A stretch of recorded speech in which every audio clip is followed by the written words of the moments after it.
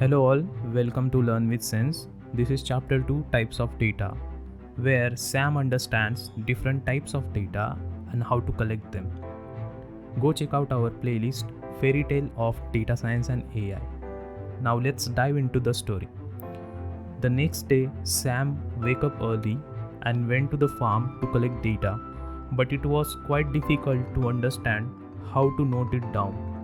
Flipping through his empty notebook, without wasting any more time, he went to ask Jay. Hey Jay, yesterday you told me what kind of a data you track, but I am still stuck at how you even collected all that data. Do you use some computers or these flying drones? Jay laughed. No Sam, you don't need flying machines to collect data. I started with a notebook just like that one in your hand. Every evening, I would take a slow walk around the farm and jot down what I saw. Which tree had more fruit, how the leaf looks, whether the ground felt too dry or too wet. That's called manual data collection. Just using your eyes, ears, nose, and hands. Then later on, I added small tools like a thermometer for temperature, a soil moisture stick, even timers for watering.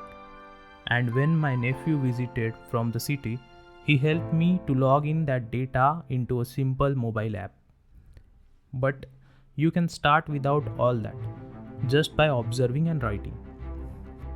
Sam asked, but Jay, is all data the same? It feels like some of it just notes and some is numbers.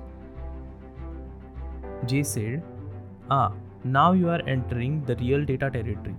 Let me explain. Think of your harvest list, a table with how many mangoes each tree gave. That's structured data, neat rows and columns, just like crates in your storage shed. Easy to count, sort, and compare.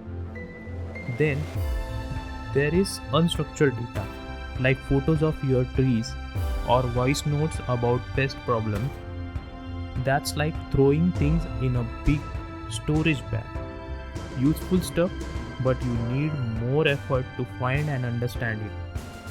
And then there is semi-structured data, a bit of both, like a message where you note tree 4 gave me 10 fruits today and had brown spot on 2 leaves. It got some order, but it's not a clean table, like a list scribbled on the back of a fertilizer bag. Sam asked, so I have to collect all these 3 types of data? Jay nodded. Exactly. The key is to keep it regular and meaningful, whether it is a number, note, picture, or sound. It's all data if it tells you something about your farm. And later, we will learn how to clean it, sort it, and make it talk. Sam asked, alright, from tomorrow I'll start. But tell me this, once I have this big pile of information, how do I even make sense out of it? Won't it just confuse me more? Jay replied, and that's, my friend, is where we organize the chaos as data professionals. But that's a tale for tomorrow. If you like this video, then please like, share and subscribe to our YouTube channel for upcoming videos.